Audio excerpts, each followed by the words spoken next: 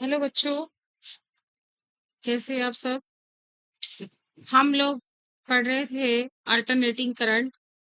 तो alternating current के chapter को आगे कंटिन्यू करते हुए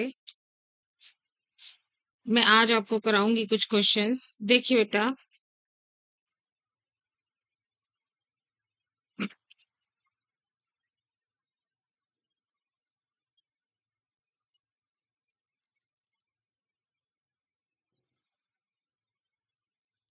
देखिए एलसीआर सीरीज के करवाने थे मुझे question. In a circuit LCR, in a circuit LCR are connected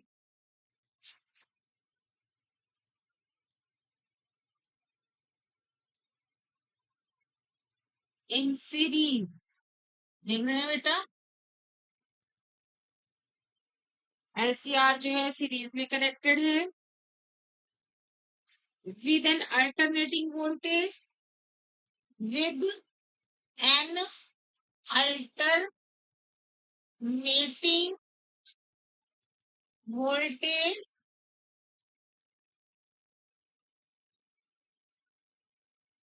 source of frequency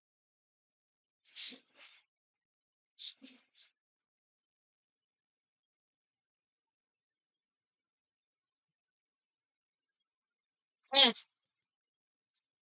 The current leads the current leads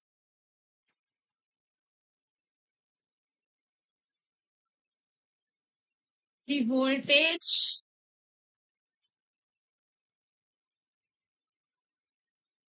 by 45 degree.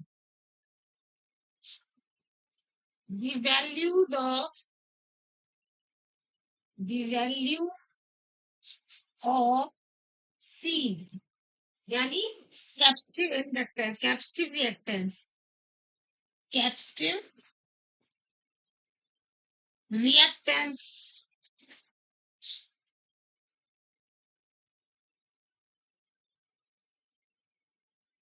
Is, ये पूछा है आपको। ठीक है, ऑप्शन दे रही हूं मैं। ऑप्शन है, पहला option A 1/2 pi F, 2 pi F bracket में 2 पाई एफ L+R। दूसरा बी का ऑप्शन है बेटा जी 1/2 पाई एफ ब्रैकेट में 2 पाई एफ L-R। तीसरा ऑप्शन है सी 1/पाई एफ 2 पाई एफ L-R। और डी ऑप्शन है बेटा 1/पाई एफ ब्रैकेट में 2 पाई एफ L+R। देख रहे हैं बेटा। अब हम इसी क्वेश्चन को देखेंगे। मैंने आपको बताया कि एलसीआर सीरीज में लगा हुआ है और in a circuit LCR are connected in series with an alternating voltage source of frequency f। देखिए बेटा, यहाँ जो हमें अल्टरनेटिंग वोल्टेज दी हुई है वो किसके पदों में दी हुई है? हमें दी हुई है फ्रीक्वेंसी एफ के पदों में। दी करंट लीड्स, करंट यानी आई लीड्स कर रही है वोल्टेज बाय 45 एंगल। ठीक है, the value of capacitance C reactance हमें बताना है।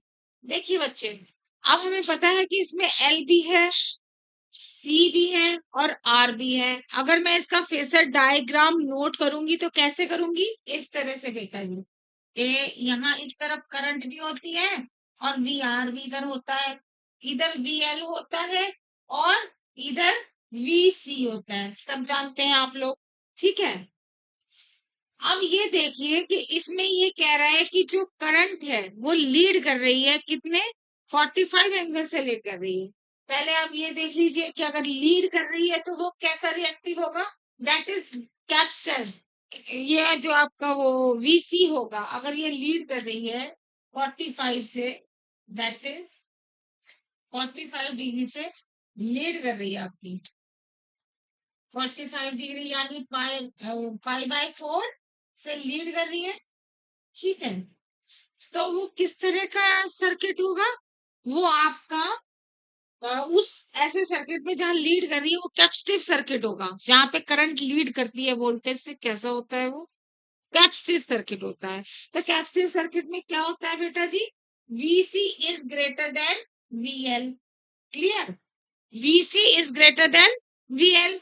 अगर वीसी आपका ग्रेटर है तो कहीं ना कहीं यहाँ पे इसका नेट होगा, वी नेट इस तरफ होगा कहीं पे। ठीक है बेटा, समझ रहे हैं आप। उन्होंने क्या बोला है, देखिए, उसने कहा कि फ्रीक्वेंसी के पदों में वोल्टेज अल्टरनेटिंग वोल्टेज है, the current leads the voltage bye 45। अगर अब मैं आपको ये देख लीजिए, और इसी तरह से अगर इसको रिएक्टेंस में लिखो तो ये क्या हो जाएगा, X C is greater than XL. समझ रहे बात को बेटा। और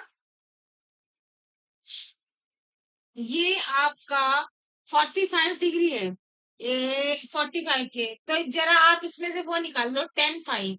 अगर आप 10 फाइव निकालेंगे तो क्या होगा बेटा, 10 फाइव यानी 10 पाई बाय 4 कर लीजिए, 10 45 इज इक्वल टू, इस ट्राइंगल में देखिए क्या होगा, दैट इज लंबटे आधार, ये होता है ना आपका लंबटे आधार, यानी ये आपका बीसी माइनस बीएल या एक्ससी, आप ऐसे कह लीजिए X C minus XL upon are.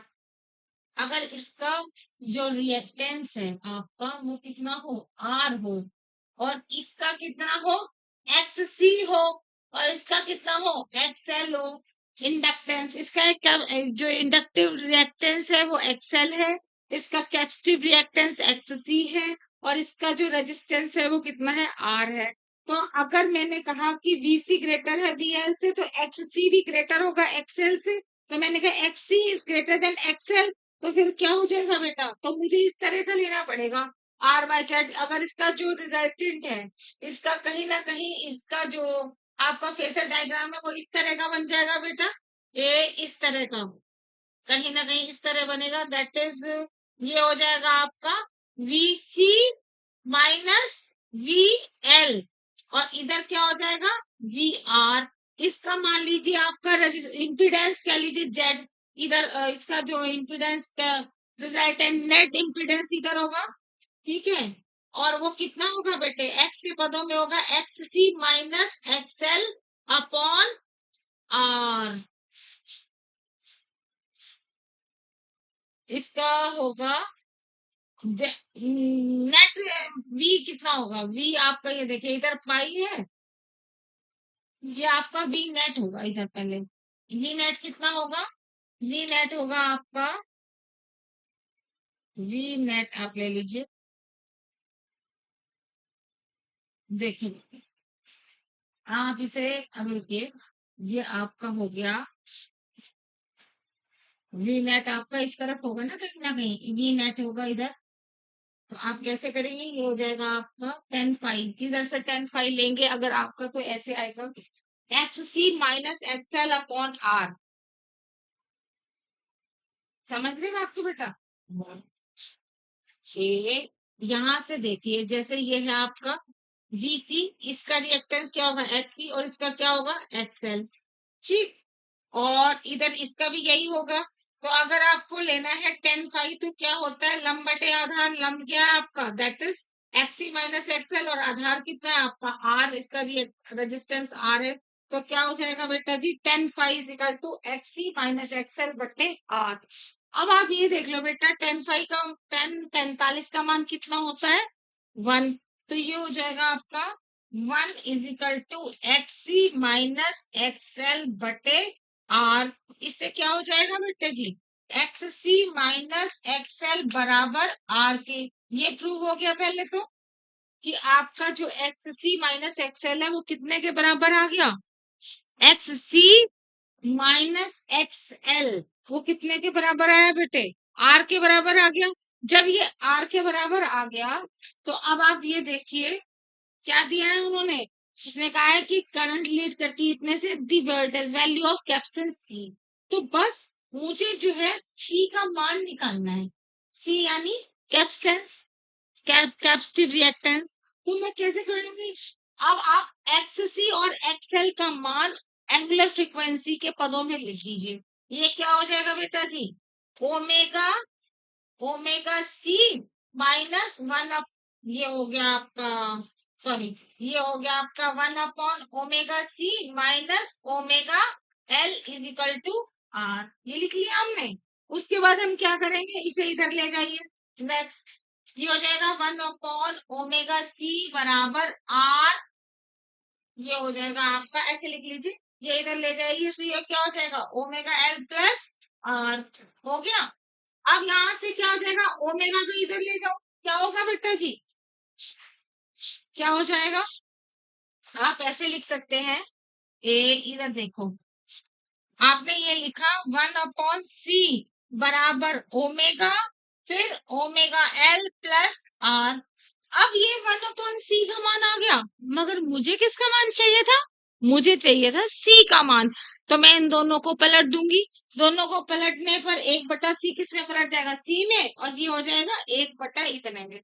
देखिए मैं आपको बता रही हूँ, ये हो जाएगा आपका सी बराबर 1/, ओमेगा ब्रैकेट में ओमेगा एल प्लस आर। अब आपको पता है कि ओमेगा कितना होता है? 2 पाई एफ। तो ओमेगा की जगह आप रख दीजिए 2 पाई एफ। आपने जब रखा ओमेगा को, रखा आपने 2 पाई एफ, तो क्या आया बेटा? इसका आंसर मैं आपको यहाँ कर रही हूँ, ए दैट इज यहाँ से यहाँ पे लेके आ रही हूँ मैं। देखिए सी बराबर 1/2 पाई एफ ब्रैकेट में 2 pi F L plus are. समझ रहे बेटा? ये किसका मान आ गया? आपका सी का मान आ गया, जो आपका आंसर में पूछा था। तो अब आप ये देखिए, पहला option 1/2 pi F 2 pi F L plus R, तो इसका मतलब A is the right answer. A is the right answer. A जो है आपका वो कैसा है बेटे? बिल्कुल राइट आंसर है। क्लियर?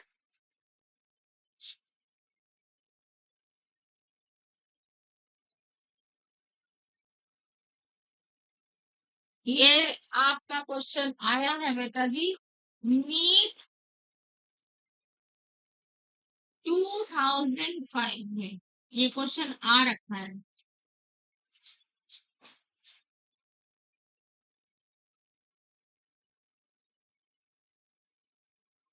हो गया? समझ में आया सबको बेटा? इसमें क्या था? एलसीआर था बेटे, एलसीआर था। एलसीआर में क्या था आपका? फेसर डायग्राम इस तरह होगा, इधर आई होगा, इधर वीआर होगा, सेम डायरेक्शन में। वीएल ऊपर होता है और वीसी नीचे होता है। तो उसमें क्या है कि उसने ये कहा कि वो जो करंट है वो लीड कर रही है 45 एंगल से। अगर करंट लीड कर रही है तो क्या होगा? मतलब कैपेसिटिव होगा। जो आपका सर्किट होगा वो कैसा होगा? कैपेसिटिव वाला होगा, यानी वीसी ग्रेटर होगा। वीसी ग्रेटर होगा किससे? वीएल से। यही मैंने कहा, यहाँ पे लिख लीजिए, I leads, I leads the voltage. I यानी करंट। आप लिख लीजिए, ऐसे लिख लीजिए, आई लीड्स दी वोल्टेज। इसलिए आई लीड्स दी वोल्टेज, इसलिए VC is greater than VL. अगर करंट लीड कर रही है तो वो कैपेसिटिव होगा, वीसी बड़ा होगा। अगर आई जो है वो लीड कर रहा है वोल्टेज से, तो जो इसका सर्किट हो वो कैसा होगा बेटे? वो कैपेसिटिव होगा। ठीक है, यानी वीसी जो है वो ग्रेटर होगा वीएल से। अगर वीएल से ग्रेटर है तो क्या हो जाएगा? VC is greater than VL. तो इसी तरह एक्ससी भी ग्रेटर हो जाएगा एक्सएल से। जब ये बड़े हो जाएंगे, मैंने कहा कि अब इस तरह का जो फेसर डायग्राम है वो इस तरह से बन जाएगा आपका। ये आपका हो जाएगा VC माइनस VL, जो रिजल्टेंट होगा किसका, VC और VL का रिजल्टेंट होगा नीचे की तरफ, यानी VC माइनस VL, और ये आपका VRF। तो इसका कहीं ना कहीं जो रिजल्टेंट है, नेट इम्पीडेंस है, वो इस तरफ होगा। जब वो इस तरफ होगा बेटा जी, तो आपके लिए ये आपका 45 है, वी नेट इधर आ जाएगा, ये आपका रिएक्टेंस है XC माइनस XL है। अब आप ले लीजिए टेन फाइव, फाइव का मान पता ही है आपको 45 डिग्री है। तो मैंने क्या किया, इस वाले ट्राइंगल मिल गया, 10 45 is equal to this, this upon this, यानी XC minus XL, XC minus XL upon R। तो क्या आ गया बेटे, 10 इजिकल टू 10 45। 10 45 क्या होता है, 1 होता है। जब 10 45 1 होता है, तो मैंने यही लिखा 10 45 यानी 10 पाई/4 is equal to XC minus XL upon R, यानी ये 1 हो गया। तो ये इससे क्या रिलेशन आ गया बेटे, ये आ गया XC माइनस XL बराबर R के। ठीक है, जब ये दोनों बराबर आ गए, तो इसका मतलब क्या है, बस इतना करना था यहाँ तक। उसके बाद क्या है, उसने जो हमें मांग रखा है, वैल्यू ऑफ C मांग रखी है, यानी XC और XL का मैं मान रख दूंगी, किस में रख दूंगी, एंगुलर फ्रीक्वेंसी ओमेगा के पदों में मैंने रखा, XC का मान रखा one by omega C minus omega L is equal to R। अब मुझे C का मान चाहिए, मैंने इसे इधर रहने दिया, इसको इधर ले गई, यानी कि 1/ओमेगा C तो इधर आ गया, बराबर ओमेगा L प्लस R। ठीक है बेटा, अब ये ओमेगा को इधर ले गई, फिर ये आ गया मान किसका, 1/C का। 1/C बराबर ओमेगा, ब्रैकेट में ओमेगा L प्लस R। उसके बाद बेटा जी मैंने, मुझे मान तो चाहिए था C का, इसलिए मैंने दोनों ओर को उलट दिया।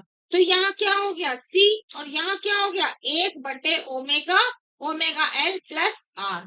अब ओमेगा एंगुलर फ्रीक्वेंसी के पदों में इसका मान होता है 2 पाई f, तो मैंने यहाँ पर क्या रख दिया, 2 पाई f, और ब्रैकेट में 2 पाई f L plus R, that is the value of C। अब आप ये चेक कर लीजिए, जब चेक किया तो वो 1/2 पाई f इज ब्रैकेट में 2 पाई f into L plus R। First option is the right option. Clear, clear हुआ बेटे, कर लीजिए।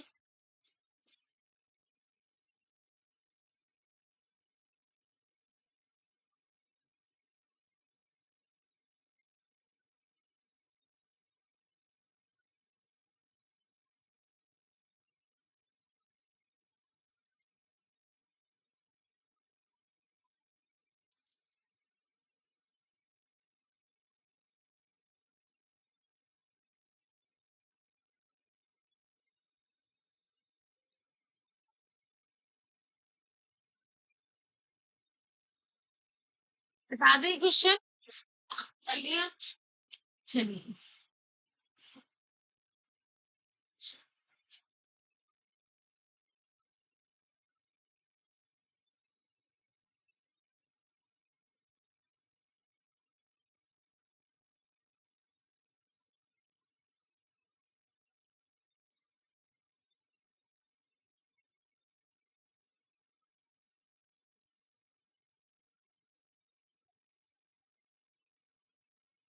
देखिए बेटे, नेक्स्ट क्वेश्चन करेंगे। ये आया है आपका 2016 में, क्वेश्चन 2016 में आया है बेटा। The potential difference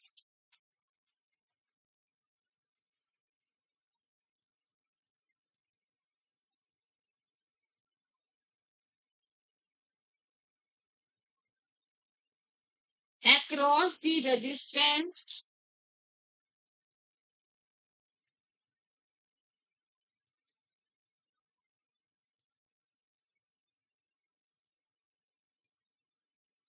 comma capstance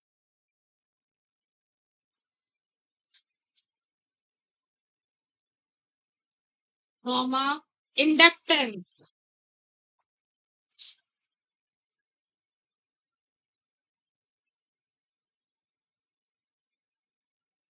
are 80 volt, comma 40 volts and 100 volt respectively.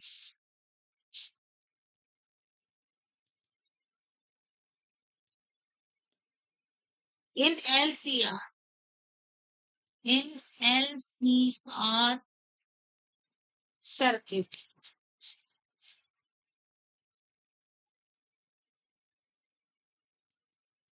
समझ रहे हैं? और उसके बाद है the power factor, the power factor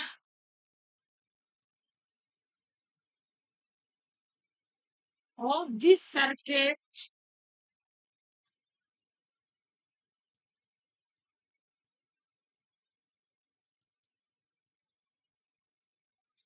is,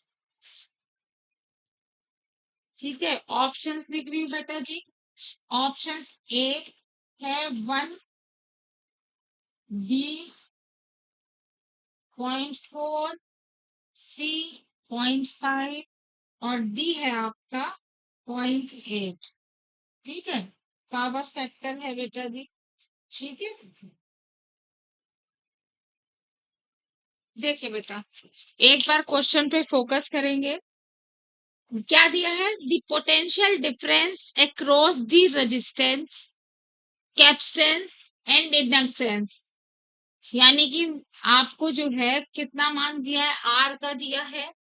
are कितना दिया है? 80। पोटेंशियल डिफरेंस दिया है 80 वोल्ट। इस ये वी आर कह लीजिए, क्योंकि पोटेंशियल डिफरेंस दिया है ना रेजिस्टेंस के क्रॉस, वी आर। और फिर आपको किसके दिया है? कैपेसिटेंस यानी वी सी इजिकल टू कितना दिया है बेटे? 40 वोल्ट। और फिर क्या दिया है आपको? इंडक्टिव, इंडक्टेंस के अक्रॉस वोल्टेज पोटेंशियल डिफरेंस यानी वीएल दिया है आपको 100 वोल्ट रेस्पेक्टिवली इन एलसीआर सर्किट। ठीक, अगर आपको एलसीआर सर्किट दिया है उसका फेसर डायग्राम बनाएंगे सबसे पहले। That is phasor diagram V R, VL and this is VC। Clear बेटे? आपको पता है VR कितना दिया है? 80 वोल्ट। VL कितना दिया है? 100 वोल्ट। और VC कितना दिया है? 40। ठीक है, अब आपको रिजल्टेंट निकालना है किसका? VL और VC का रिजल्टेंट निकालना है पहले। तो आपको पता है कि VL is greater than VC, तो रिजल्टेंट किस तरफ होगा? VL की डायरेक्शन में होगा, यानी VL माइनस VC जो इसका रिजल्टेंट होगा वो इस तरह से हो जाएगा बेटा। इधर देखिए, ये बन जाएगा अब इधर VR और ये बन जाएगा आपका VL minus VC is equal to 100 minus 40 is equal to 60 volt. ठीक है, VL माइनस VC कितना हो गया बेटा जी? VL माइनस VC हो गया आपका 60 वोल्ट। जब आपका ये 60 वोल्ट हो गया, अब आप ये देखो कि ये पोटेंशियल डिफरेंस ये है और इधर आर के अक्रॉस कितना दिया हुआ है? 80 वोल्ट। तो इसका जो नेट पोटेंशियल डिफरेंस होगा, नेट, वो कहाँ होगा? वो कहीं ना कहीं यहाँ पे होगा बेटा, वी नेट। ठीक है, वो कितना होगा? नेट वी कितना होगा बेटा? इसका स्क्वायर प्लस इसका स्क्वायर का अंडर रूट, यानी is equal to under root इसका स्क्वायर यानी 60 का स्क्वायर प्लस इसका स्क्वायर यानी 80 का स्क्वायर। समझ गए बात बेटा? 60 का स्क्वायर यानी 3600, 3600 प्लस 6400 का अंडर रूट, ये कितना हो गया? 3600 प्लस 6400 इजिकल टू 10,000। 10,000 का वर्गमूल क्या हो जाएगा? 100। ये हो जाएगा आपका 10,000 का स्क्वायर रूट इजिकल टू आ जाएगा 100 वोल्ट। यानी वी नेट आपका कितना आ गया बेटे? 100 वोल्ट। वी नेट आ गया आपका, वी नेट देखिए बेटा, वी नेट, वी नेट आ गया आपका अंडर रूट, ये हो गया आपका जैसे कि मैंने वहां बताया 3600 plus 6400 is equal to under root आ गया आपका 10,000 और वर्गमूल लेंगे तो ये आ जाएगा 100 वोल्ट। तो वी नेट आ गया आपका 100 वोल्ट। क्लियर? यहाँ तक क्लियर हो गया? फिर उसने क्या बोला बेटा जी कि उसे पावर फैक्टर चाहिए था इस सर्किट का। क्या चाहिए था? Power factor. आपको पता है पावर फैक्टर क्या चीज होती है? Cos five. Power factor, power factor जो होता है वो होता है बेटे कॉस फाइव। क्या होता है? Cos five is equal to होता है आर बटे जेड। आर बटे Z. R is the resistance and Z is the net impedance. ठीक है? अब ये देखिए बेटा, अब नेट इम्पिडेंस इसका जो ये समझ लीजिए। अब हमें तो इसके वी के पदों में दे रखा है, रेजिस्टेंस के पदों में तो दे नहीं रखा। हमें किसके पदों में दे रखा है? पोटेंशियल डिफरेंस के पदों में दे रखा है। तो आप इसे ऐसे कह सकते हो वी आर, वी आर के V R upon V net. ठीक है? दैट इज वी आर कितना है बेटा आपका? 80 वोल्ट। और वी नेट कितना है आपके पास? 100 वोल्ट। जीरो से जीरो कैंसिल, 8/10 यानी 0.8। ये आपका पावर फैक्टर आ गया बेटे 0.8। Cos five is equal to 0.8 is the answer. Clear? Answer number D is the right option. Answer number D, answer number D is the right option. ठीक है बेटा? 0.8 समझ में आ रहा है साथ साथ? क्लियर? क्लियर हुआ बेटा?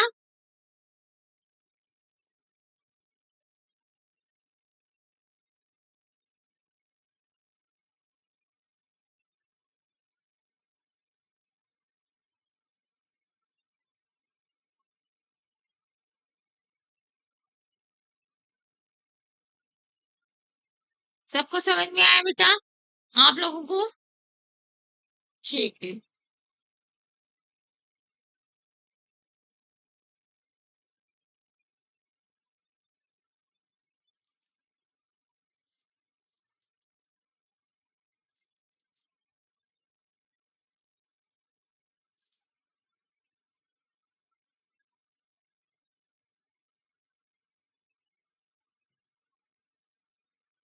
नेक्स्ट क्वेश्चन करेंगे।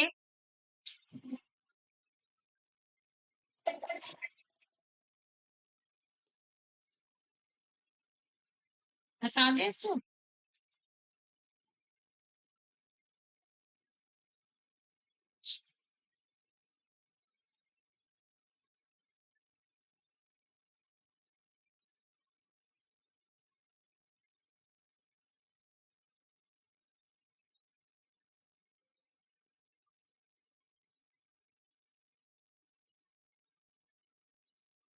देखिए बेटा, नेक्स्ट जो ये क्वेश्चन था ये 2016 में आया हुआ था आपका। और अब जो मैं करा रही हूँ बेटे क्वेश्चन नेक्स्ट, ये आया है आपका 2006 में। एक coil of inductive reactance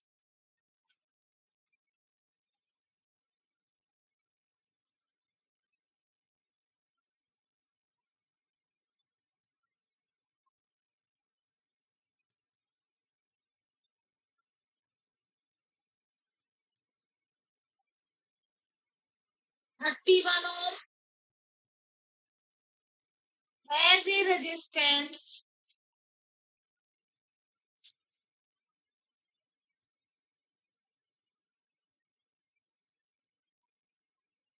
of 8 ohm।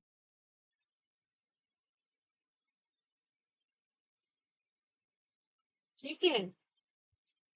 It is placed, it is placed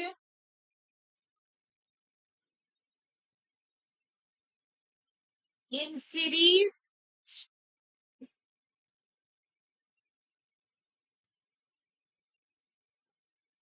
with a condenser of with a condenser of capstans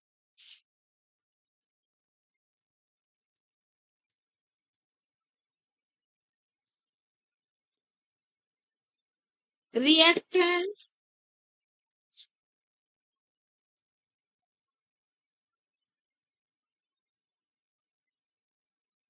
25 ohms 25 ohm.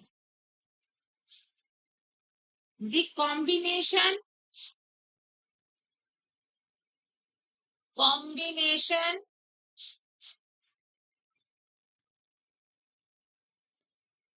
is connected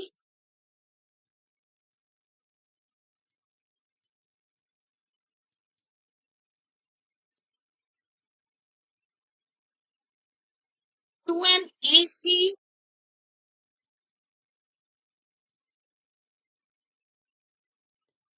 source, alternating source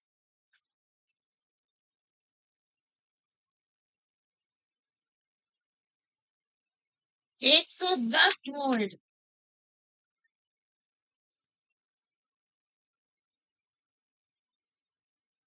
The power factor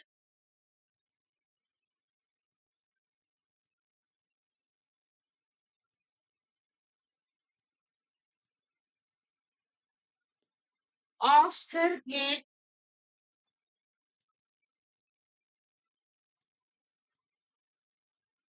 is, या वही लिख दीजिए ताकि वहां से option fill हो जाए ए। ठीक है, फर्स्ट ऑप्शन, ऑप्शन दे दिए बेटा 0.80, बी 0.33, सी 0.56 और डी 0.64। ठीक है बेटा, एक बार क्वेश्चंस को अच्छे से रीड करेंगे। एक coil of reactive inductance 31 ohm. Inductance कितना दिया है बेटे? एक्सएल, एक्सएल कितना दिया हुआ है? 31 ओम। ठीक है, XL is equal to 31 ohm has a resistance of 8 ohm, यानी आर दिया है कितना बेटा? 8 ओम, 8 ओम दिया है। It is placed in series with a condenser of capstans। अगर एक कैप्स्टन जो रखा है, उसका जो कंडेंसर का कैप्स्टेंस रखा है, उसका जो रिएक्टेंस है वो कितना है? 25 ओम, यानी X C is equal to 25 ohm. ये दिया है बेटे हमें। उन्होंने कहा the combination is connected. Combination कैसा हो गया बेटे? कॉम्बिनेशन हो गया LCR। कॉम्बिनेशन कैसा हो गया आपका? LCR। कॉम्बिनेशन कैसा हो गया? LCR to an AC source. इतनी 110 आपको दिया हुआ है, इन्होंने AC वोल्टेज दी हुई है। वो आपको कितनी दी है? 1 आपकी वोल्टेज दी है, आपकी AC वोल्टेज जो दी हुई है दैट इज 1110। क्लियर? इतने volt. The power factor of the circuit is, क्या निकालना है आपको? पावर फैक्टर निकालना है। तो सबसे पहले जैसे कि मैं जानती हूँ कि कॉम्बिनेशन आपका LCR है, तो मुझे इस तरह से एक फेसर डायग्राम बनाना पड़ेगा। That is R, that is XL, आप जानते हैं VL, और ये क्या है? VC, ये तो आप जानते ही हैं। इधर VR लिख लीजिए और इधर VL, और इसका रेजिस्टेंस दिया है R, और इसका वो क्या दिया है आपका? रिएक्टेंस, इंडक्टेंस दिया है XL, और इधर क्या दिया है? XC। इसका मान दिया हुआ है, देखिए R का कितना दिया है बेटे? R दिया है 8 ओम, और XL दिया है आपको 31 ओम, और XC दिया है आपको 25 ओम।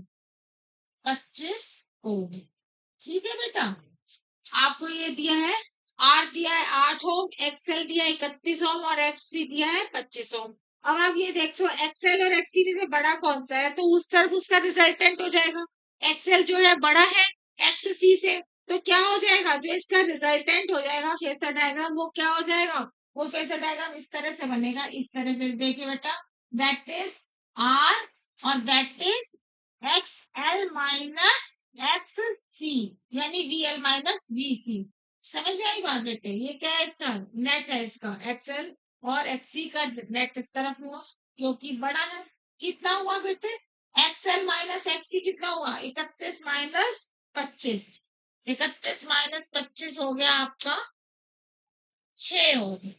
ठीक, अब आप देख रहे हैं कि ये आपका आर है, आर कितना है 8 ओम है, तो इन दोनों का रिजल्टेंट, जो रिजल्टेंट है आपका इम्पिडेंस, वो कितना होगा बेटा, यहाँ होगा कहीं ना कहीं जेड। ठीक है, जेड कितना होगा, इसका स्क्वायर प्लस इसका स्क्वायर अंडर रूट। देखिए बेटा इन दोनों का जो जेड होगा, जेड यानी नेट जेड इम्पिडेंस होगा अंडर रूट, वो क्या होगा, X L minus X C का whole square plus R square, यही तो होगा। ये कितना हो गया, वो 6 था आपका, 6 का स्क्वायर प्लस 8 का स्क्वायर अंडर रूट, ये कितना होगा 36 प्लस 64, यानी वर्गमूल यानी 100, 100 आ गया। ये आ गया आपका जेड, कितना आ गया बेटा जी, जेड आ गया आपका 10। ठीक, जेड क्या चीज आ गई, 10 ओम आपका।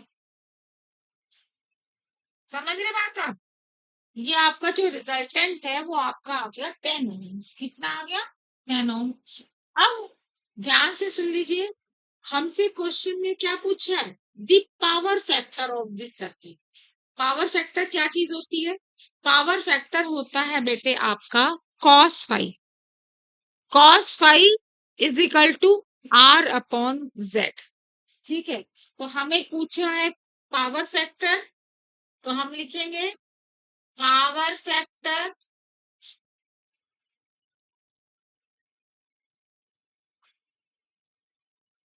ठीक है, यानी cos five is equal to R upon Z. ठीक बेटा,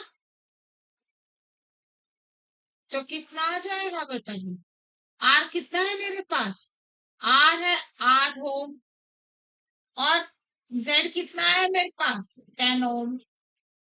ठीक, तो कॉस फाइव कितना आ गया बेटा, कॉस फाइव आ गया आपका 8/10 का मतलब 0.8, ओम से ओम कट गया, तो ये आपका आ गया पावर फैक्टर 0.8। कितना आया बेटे, कितना आया, cos five power factor is equal to 0.8, तो राइट ऑप्शन इज फर्स्ट। ठीक है बेटा, क्लियर हुआ आपको ये क्वेश्चन।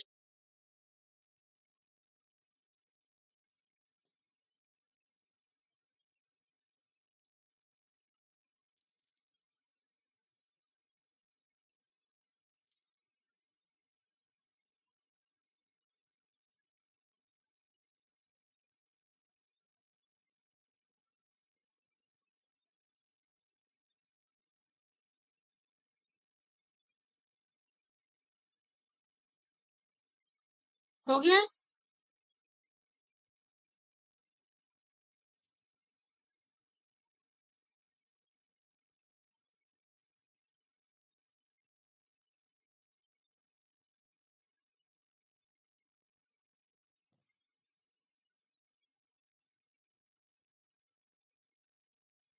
क्लियर बेटा।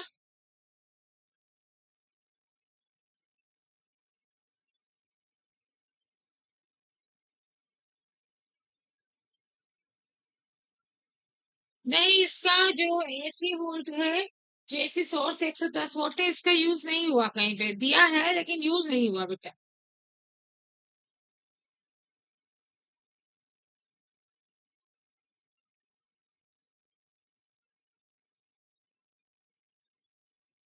बस एक तरह से आप ये देख लीजिए कि सर्किट बनाया था, सर्किट इस तरह से बना, एल की और दैट इज आर, और ये एक एसी वोल्टेज से जुड़ा है इस तरह से, जिसकी की वोल्टेज कितनी है एसी की 110 volt. That is only nothing else.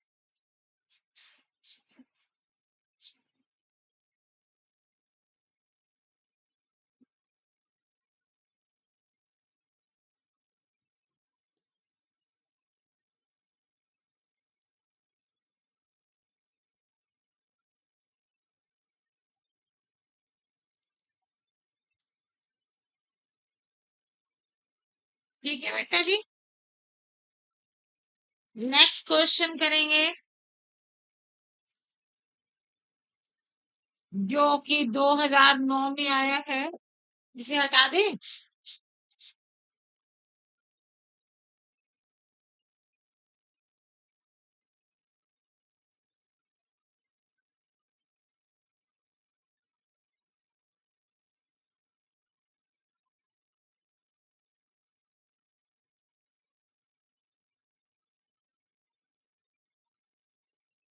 देखिए बेटा,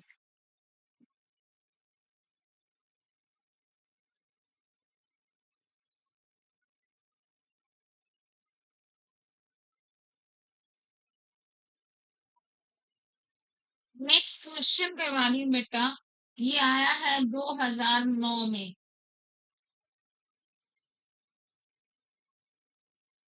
power dissipated, power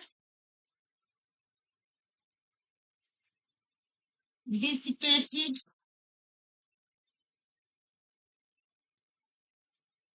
in LCR series circuit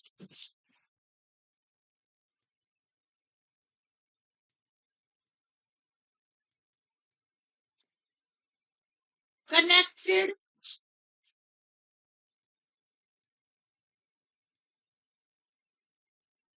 to an AC source। AC source यानी alternating current, AC source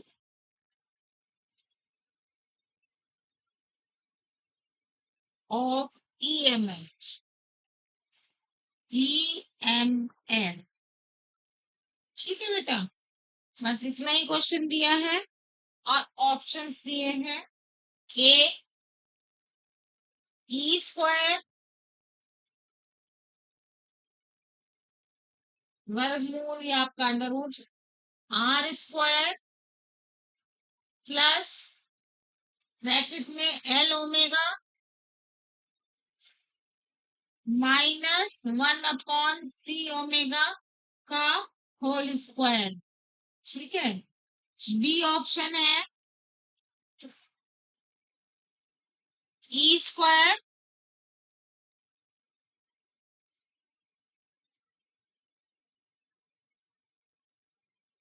are square plus L omega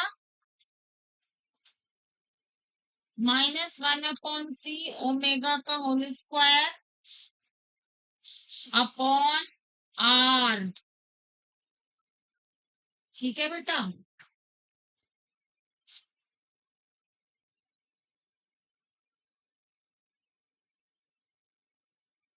और सी ऑप्शन है आपका E square R upon under root R square plus bracket में L omega -1/c omega का whole square. और D option है आपका E square R upon under root, नहीं under root नहीं है, ब्रैकेट में R square plus L omega -1/c omega का होल स्क्वायर। ठीक है बेटे।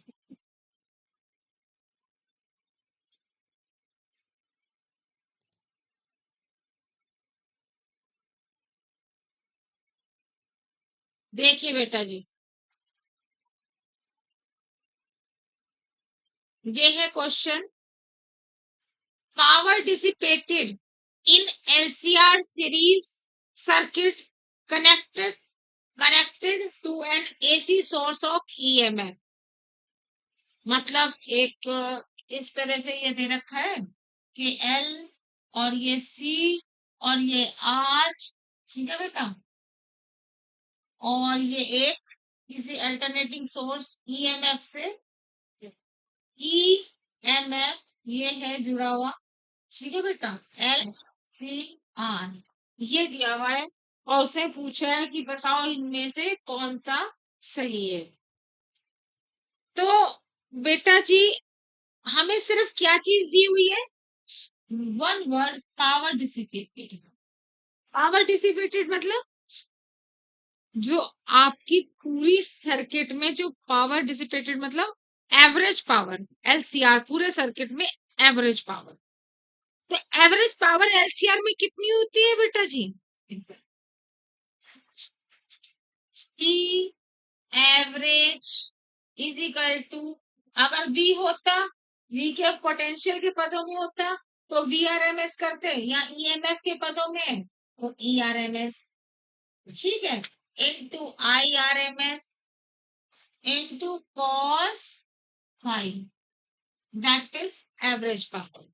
यू नो, बताया है सबको पहले ही, ठीक है। तो एक बात देखिए, बड़े ध्यान से देखिए कि जो मेरे आंसर्स हैं वो मुझे ई में दिए हुए हैं, इट मींस ईआरएमएस में दिए हुए हैं, बट इसमें कहीं पे भी जो ऑप्शंस हैं उसमें कहीं पे भी आई नहीं दिया हुआ। आईआरएमएस कहीं करंट दिया है, आई कहीं लिखा ही नहीं। तो इसका मतलब क्या है कि मुझे आईआरएमएस को, ये जो आपका आई है, इस आईआरएमएस को एलिमिनेटेड करना पड़ेगा, कि किसी के पदों में विस्थापित करना पड़ेगा जिससे कि आपका आई हट जाए। तो आपको आपको एक फॉर्मूला पता ही है आईआरएमएस का, क्या होता है, आईआरएमएस का फॉर्मूला होता है आईआरएमएस बराबर E R M S upon Z. जानते हैं ये सब। अगर आप जैसे यहाँ पर Z जो है नहीं है इम्पिडेंस, तो आप R के पदों में ले सकते हैं, दैट इज आप इसे आप ये ऐसे कह सकते हैं ERMS अपॉन R,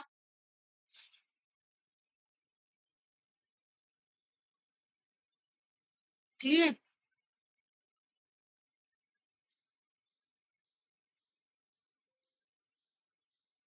और अगर आप Z के पदों में लिखना चाहें, बल्कि आप R के पदों में नहीं Z के ही पदों में लिखिए, क्योंकि Z अभी cos फाई फैक्टर भी है।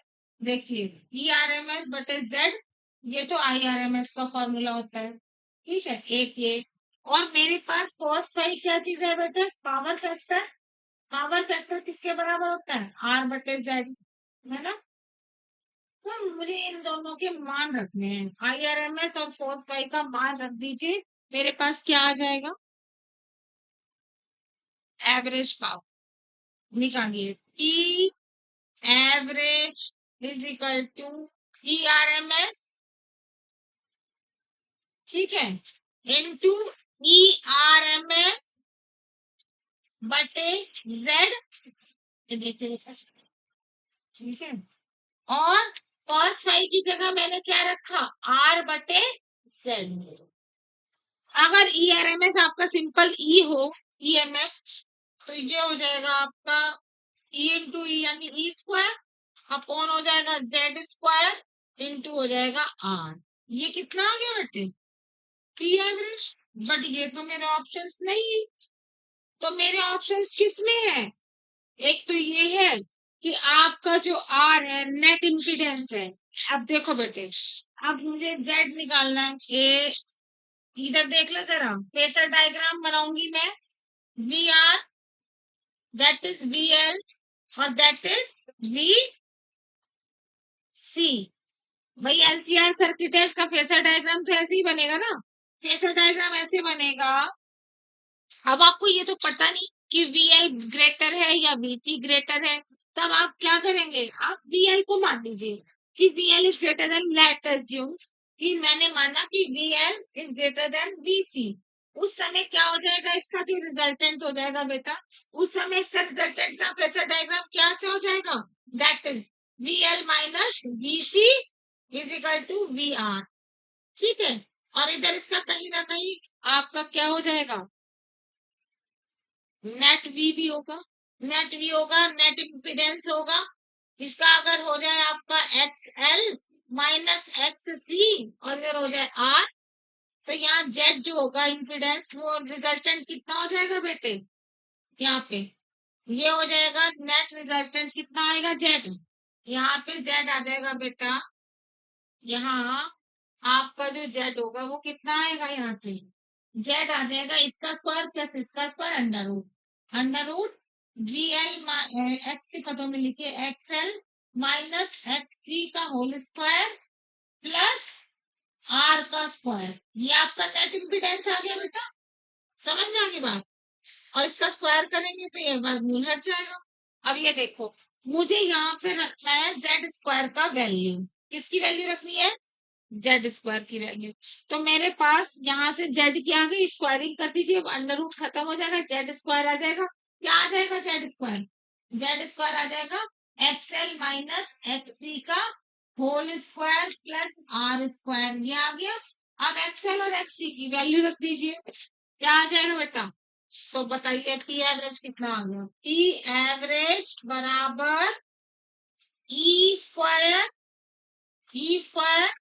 इंटू आर बटे XL माइनस XC का होल स्क्वायर, यानी कि XL यानी ओमेगा एल माइनस 1/ओमेगा C इस पूरे का स्क्वायर, फिर आया आपका plus R square, that is R square. Okay boss, ये देखिए पी एवरेज इतना आ गया। देखिए ऑप्शन है कोई इसमें से,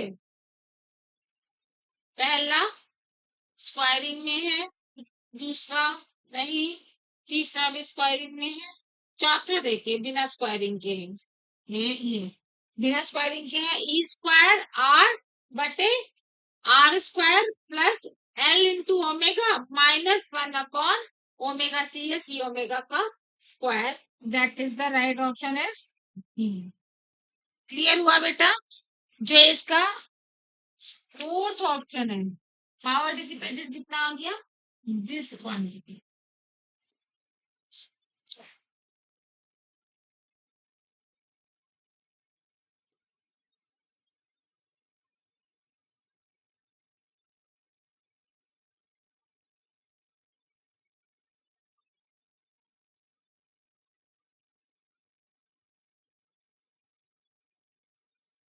क्लियर हुआ बेटे सबको, समझ में आया।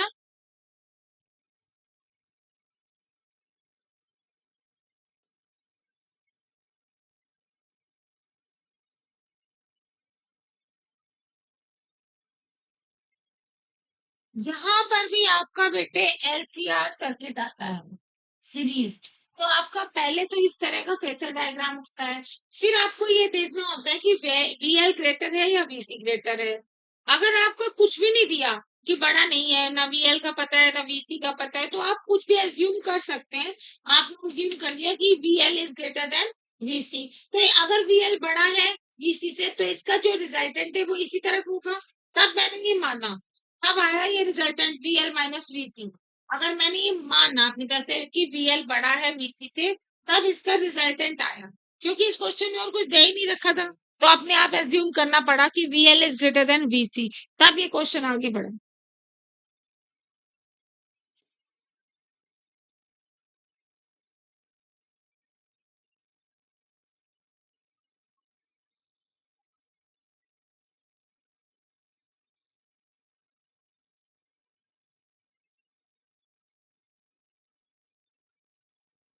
बस ये ध्यान रखिएगा कि पावर डिसिपेटेड मतलब आपकी एवरेज पावर पूछिए।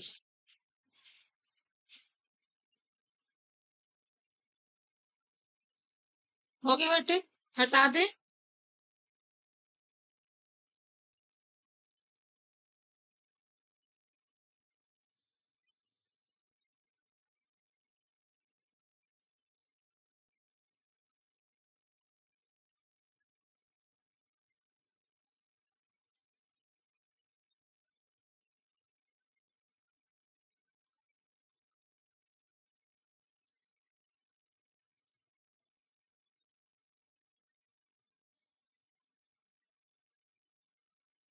एक क्वेश्चन करा रही हूँ बेटा, नेक्स्ट।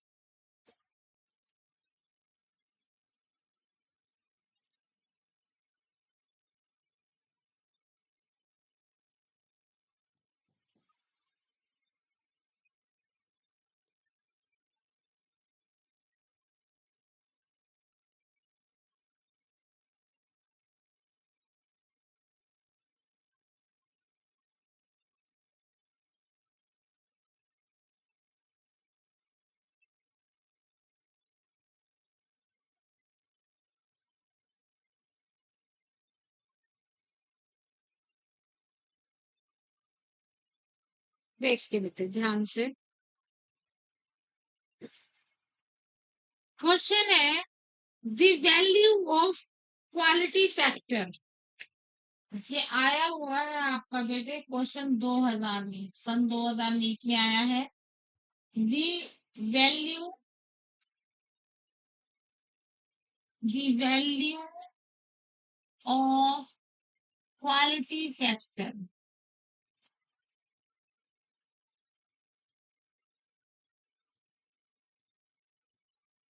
इज, बस इतना दिया है बेटा जी। और ऑप्शन दिए हुए हैं।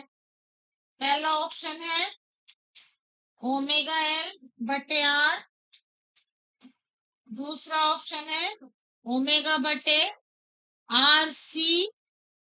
तीसरा ऑप्शन है अंडर रूट एल सी।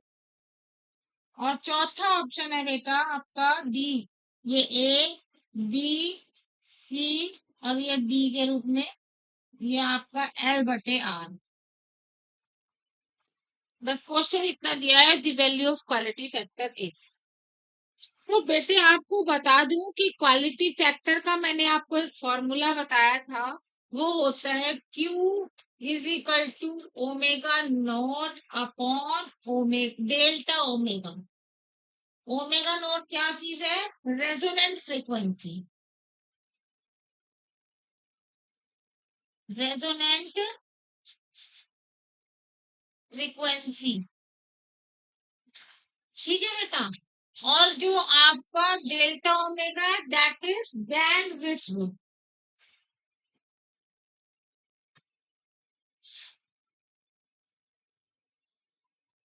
ठीक है, तो आप ये समझ लीजिए बेटा कि जो क्वालिटी फैक्टर है वो आपका फ्रीक्वेंसी के पदों में आता है।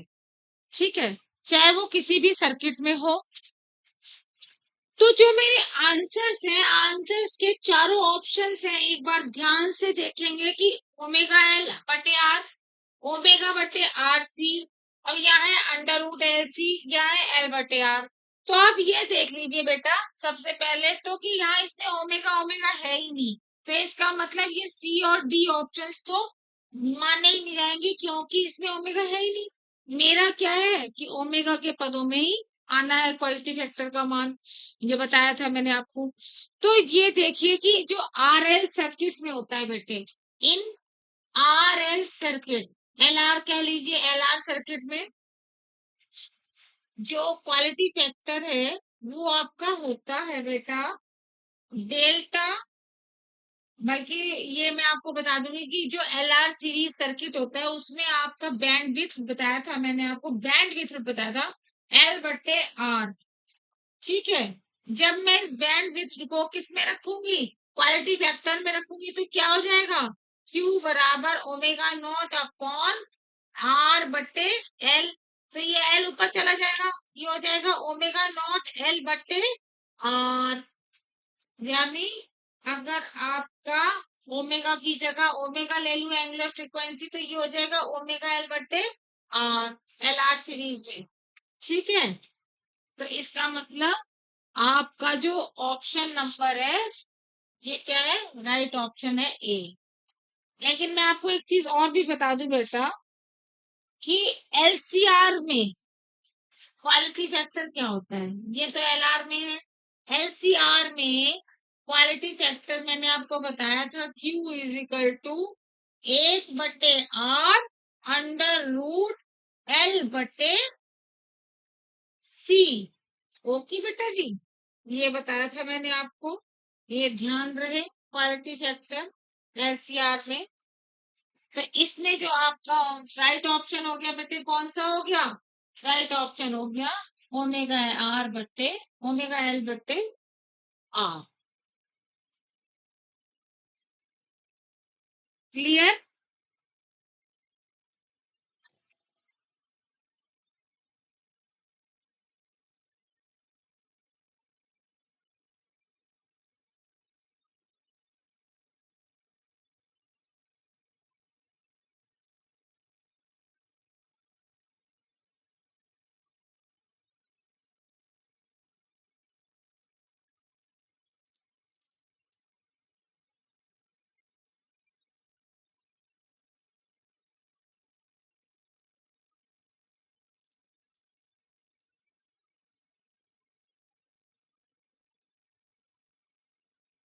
क्लियर हुआ बेटा?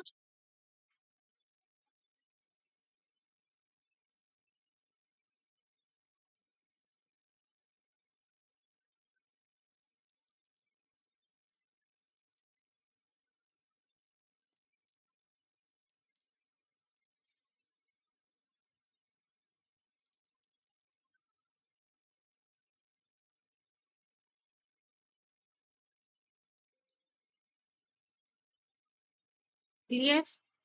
अब मेरा जो नेक्स्ट टॉपिक है वो बेटा, वो है आपका ट्रांसफॉर्मर। ठीक है? ट्रांसफॉर्मर बेसिकली क्या चीज है? ये हो गया बेटा, इसे हटा दे।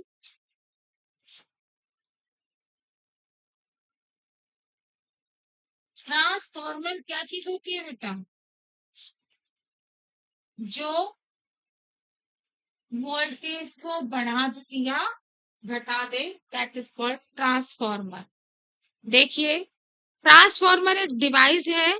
ट्रांसफॉर्मर एक ऐसी डिवाइस है that transform the voltage from one form to another form. चाहे तो आप इसे बढ़ा दें और चाहे इसे घटा दें। देखिए, लिख लीजिए।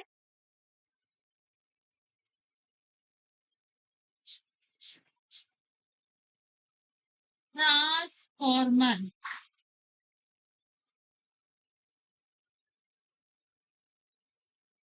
पहला लिखिए, एक डिवाइस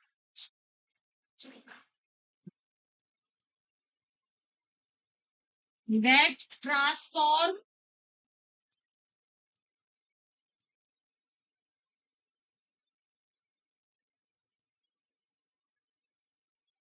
voltage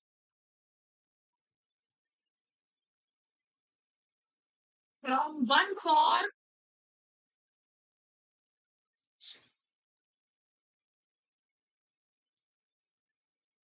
एक फॉर्म से another to another of greater,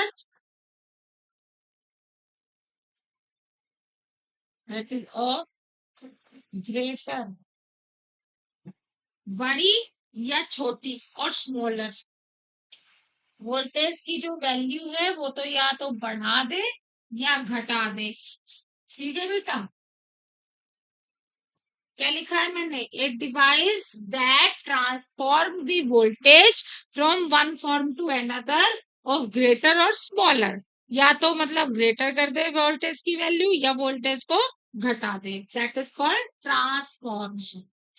number 2 पे लिखिए, if it increase if it increase input voltage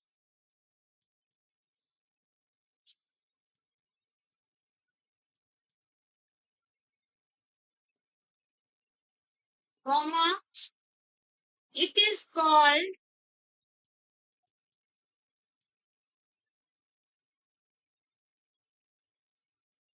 step up transformer.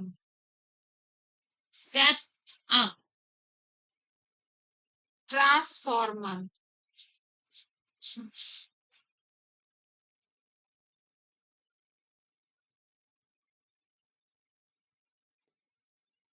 If it increase input voltage, it is called step up transformer अगर बढ़ाई जाती है तो उसे स्टेप अप ट्रांसफॉर्मर कहते हैं। थर्ड लिखिए, if it decrease, if it decrease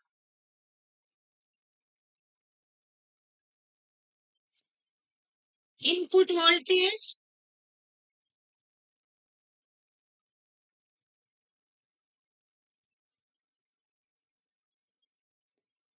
it is called, क्या कहा जाएगा बेटे इसे? Step down, step down transformer.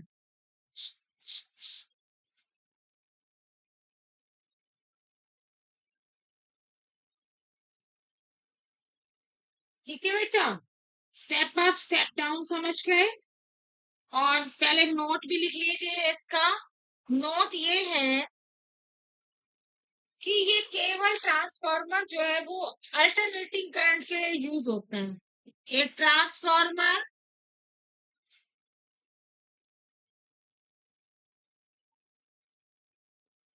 Works, काम करता है फॉर अल्टरनेटिंग करंट,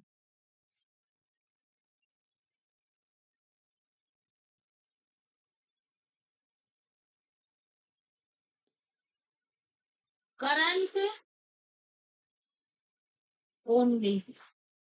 ठीक है बेटा, जो हमारा जो ट्रांसफार्मर है वो केवल अल्टरनेटिंग करंट के लिए वर्क करता है।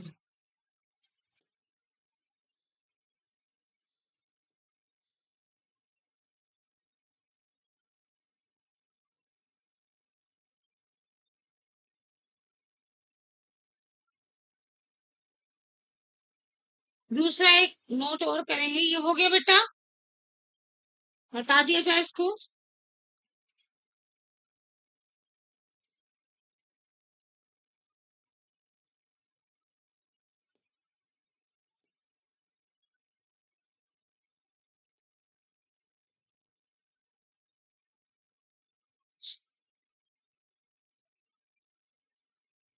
देखिए, लिखिए, दूसरा सेकंड नोट है इसका, एक transformer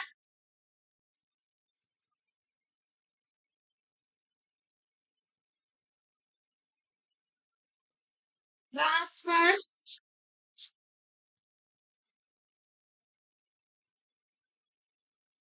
transfer electric power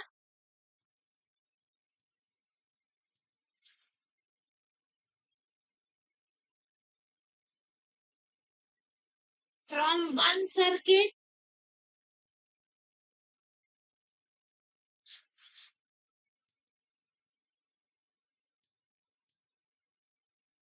to another.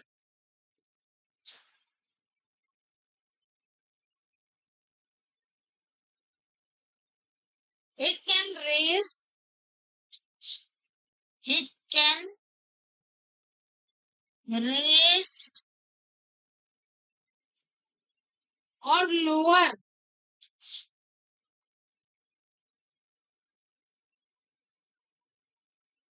the voltage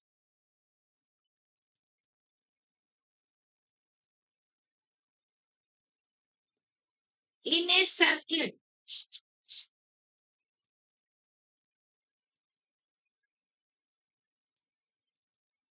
but with a corresponding, but with a corresponding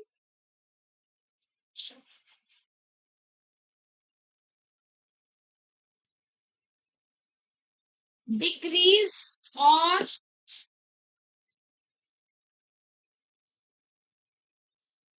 increase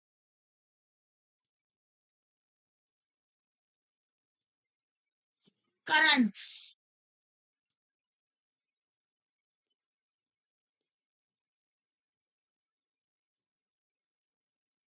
ठीक है, इसका मतलब क्या हुआ कि जो ट्रांसफार्मर है बेटे वो ट्रांसफॉर्म करता है इलेक्ट्रिक पावर को from one circuit to another. It can raise और लोअर, ये बढ़ा सकता है और घटा सकता है the voltage in a circuit but with a corresponding decrease. यानी जब पहले रेस था, रेस यानी वोल्टेज बढ़ी तो डिक्रीज हुई करंट में। अगर वोल्टेज आपकी जो बढ़ेगी तो करंट कैसे होगी, घटेगी। आप समझ रहे बेटा। उसने कहा इट कैन रेज और lower the voltage in a circuit with a corresponding decrease और इंक्रीज। अगर पहले बड़ी वोल्टेज तो डिक्रीज हुई करंट में, और अगर लोअर हुई आपकी वोल्टेज तो इंक्रीज हुई करंट में। याद रखेंगे बेटे इस चीज को। यानी P is equal to V into I, ये फॉर्मूला होता है बेटे पावर का। यानी अगर वोल्टेज बढ़ी तो करंट कैसी हो जाएगी, घट जाएगी। और अगर वोल्टेज घटी तो करंट क्या हो जाएगी, वोल्टेज घटी तो करंट बढ़ जाएगी। समझ बेटे, आप समझ गए। मतलब आपका जो वोल्टेज है आपकी, अगर वोल्टेज जो पावर है आपकी वो, ये आपका फॉर्मूला होता है P is equal to V into I.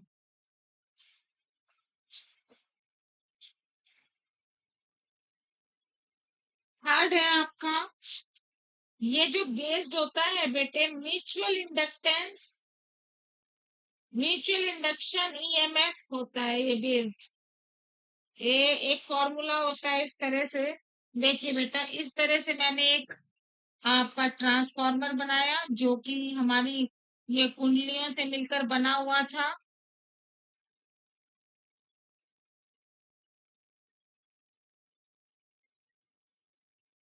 ये आपकी N P that is primary coils, number of turns coils. ये है आपकी नंबर ऑफ सेकेंडरी कॉइल्स। ये इस तरह से बेटा।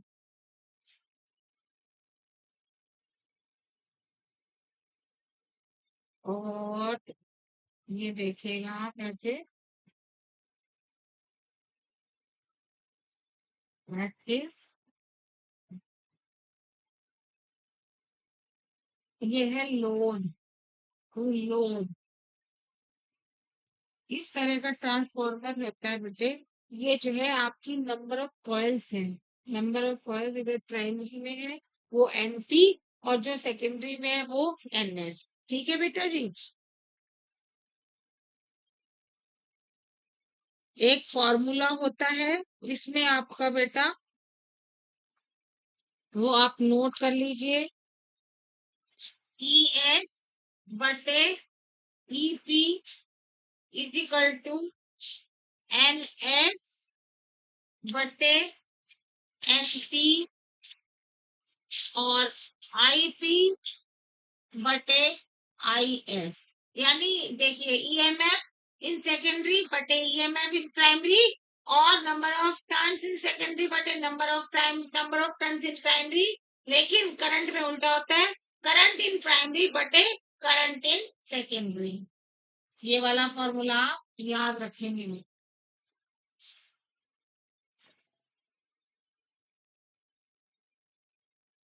ये आप लिख लीजिए एसी सोर्स। ठीक है।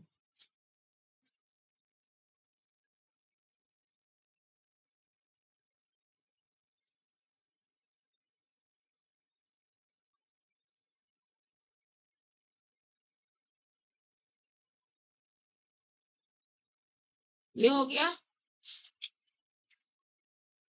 क्लियर बेटे। बता दें इसे।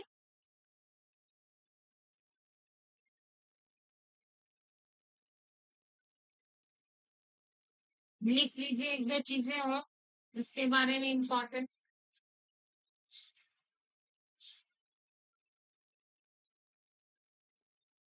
देखिए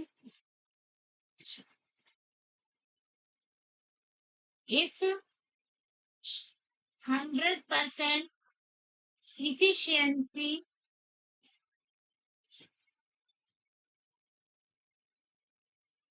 is assumed,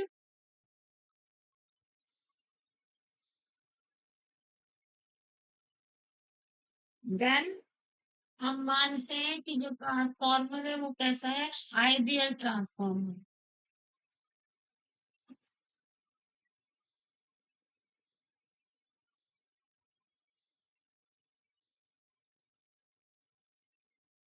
ठीक है बेटा, अगर आपकी 100% इफिशियंसी होगी तो माना जाएगा कि ट्रांसफॉर्मर कैसा है, आइडियल है।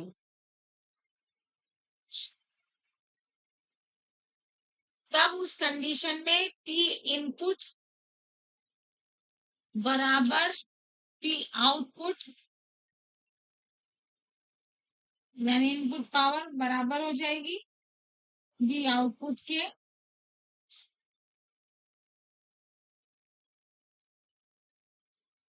और ये हो जाएगा ईपी इंटू आईपी बराबर ईएस इंटू आईएस। हमें जानते ही, हम ये भी बताया मैंने आपको, V इंटू आई, V की जगह क्या है मुझे दे रखा है ई के पदों में, ईएमएफ के पदों में, तो मैंने प्राइमरी और इजिकल टू सेकेंडरी रखा, तो इससे क्या रिलेशन आ गया मेरे पास, इससे ये वाला रिलेशन आ गया, ईएस बटे ईपी इजिकल टू आईपी बटे आईएस, जो मैंने आपको अभी पहले भी लिखवाया आइडियल ट्रांसफार्मर के लिए।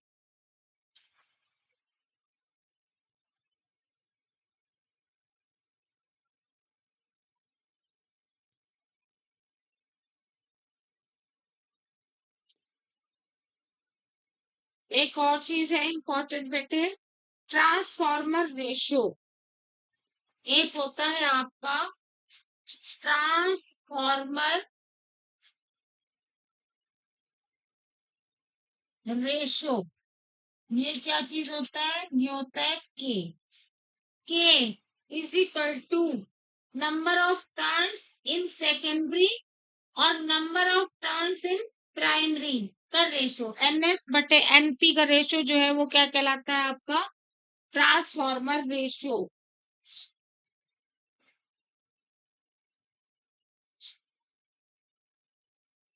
इसकी कंडीशंस है के इज ग्रेटर देन 1, अगर के एक से बड़ा है तो ये आपका क्या, स्टेप अप की कंडीशंस लिखवा रही हूँ, NS is greater than NP, ES is greater than EP, और आईपी जो है आपका वो बड़ा हो जाएगा आईएस से, IP is greater than IS. ये जो कंडीशंस है बेटे, ये सारी कंडीशंस है नंबर 1 स्टेप अप की, जब आप वोल्टेज बढ़ाते हैं, जब आपकी स्टेप अप होता है तो ये सब कंडीशंस लागू होती हैं। ट्रांसफॉर्मर रेशियो का मान एक से बड़ा होता है, एनएस एनपी से बड़ा होता है, ईएस जो है वो ईपी से बड़ा होता है, और आईपी जो है वो आईएस से बड़ा होता है। ठीक है बेटे, ठीक इसी तरह से स्टेप डाउन की भी कंडीशंस है, वो भी नोट कर लीजिए आप। क्या है स्टेप डाउन की कंडीशंस, वो है K is less than 1, ns is less than np, es is less than ep, and ip is less than is। ये सब कैसी कंडीशंस है, स्टेप डाउन की, जब वोल्टेज घटाते हैं, याद रखिए बेटा।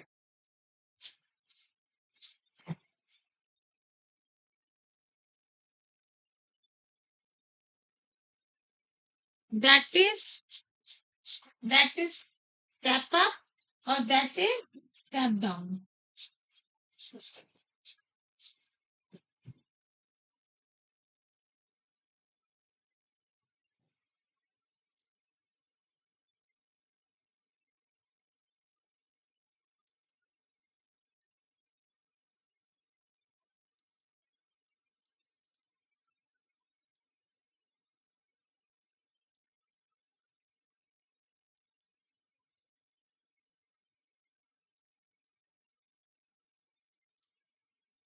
इसी से रिलेटेड मैं आपको एक न्यूमेरिकल करा रही हूँ बेटा, जो कि आया है 1998 में आ रखा है। हो गया, बता दें इसको।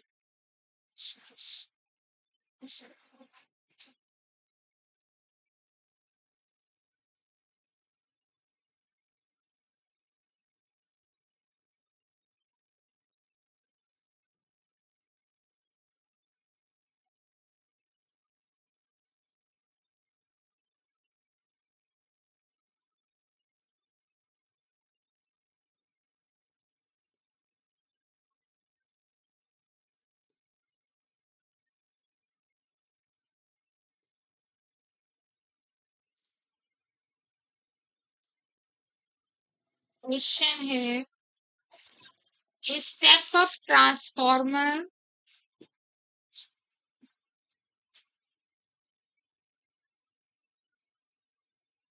a step up transformer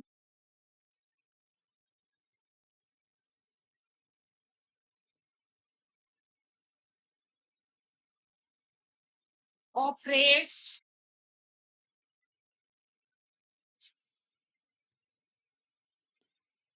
on a 230 volt V line and supply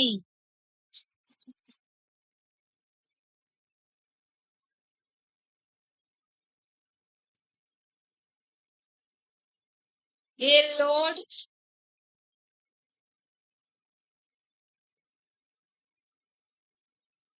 of 2 ampere। ठीक है बेटा,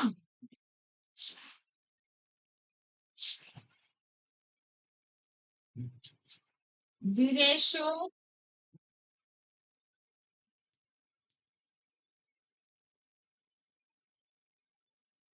of primary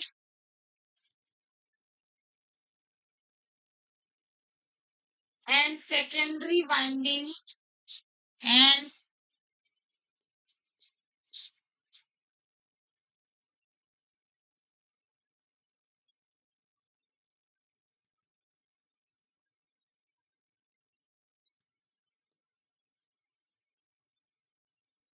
is 1:25। Then then the current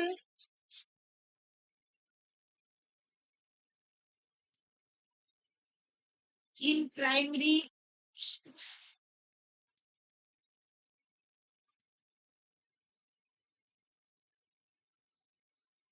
is,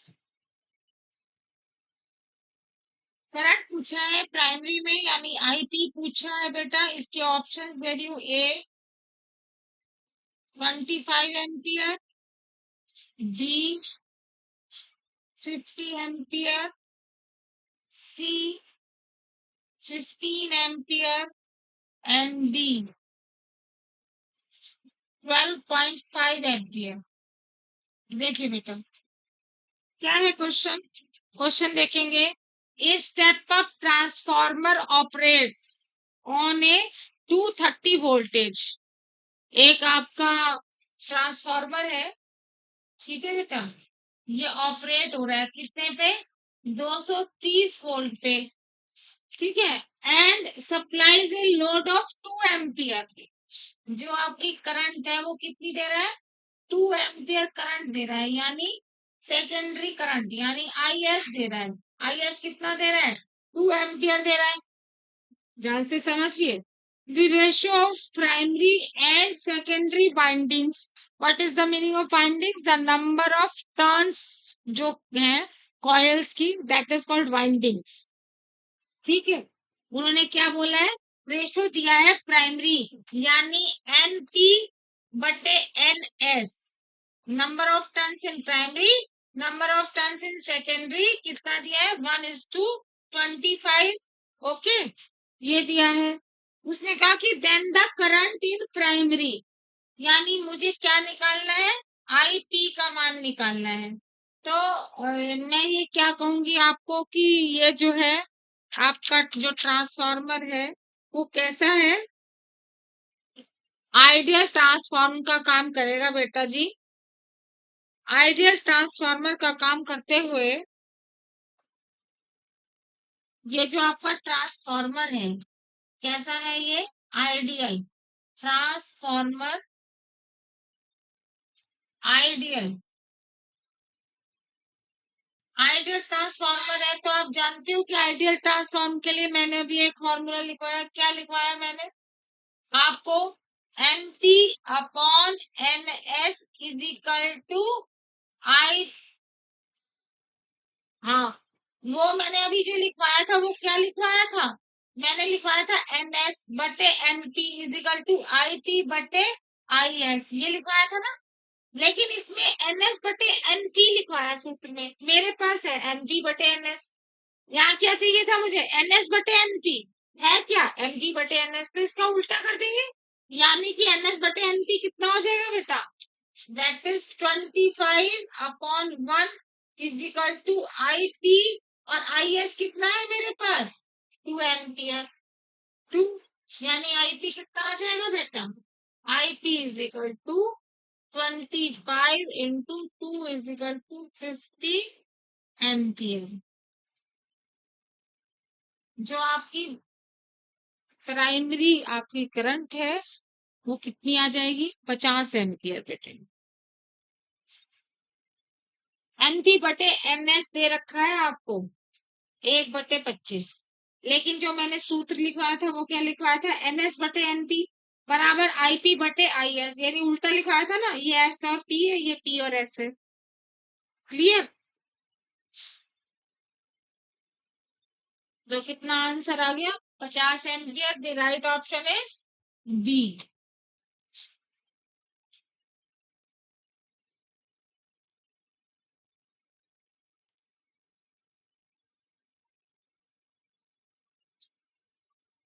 तो बेटा जी आपका जो अल्टरनेटिंग करंट है ये आपका फुल एंड फाइनल हो गया, और सभी टॉपिक्स के साथ सभी न्यूमेरिकल्स भी हो गए, इसी से रिलेटेड बिल्कुल इसी तरह के न्यूमेरिकल्स हैं बेटा, जो कि आपको कहीं ना कहीं क्वेश्चंस में जो पिछले सालों में आए हैं और आगे भी इसी तरह के आते रहेंगे, सिर्फ उसमें क्या होगा न्यूमेरिकल वैल्यू चेंज होगी, मगर मेथड ऑफ अप्लाइंग सिर्फ यही होगा सब कुछ। तो इसलिए अगर आप इसे अच्छे से कर लें इन नोट्स को, जो भी इस योजना के अंतर्गत हम लोग पढ़ा रहे हैं, और हम पूरा स्टडी मटेरियल, इसका जो पूरा स्टडी मटेरियल है अच्छे से विद न्यूमेरिकल विद थ्योरी करा रहे हैं, अगर आप इसे करेंगे तो मैं कहती हूँ कि आपका सिलेक्शन 100% होगा। प्लीज इसको अच्छे से करें। Okay, thank you.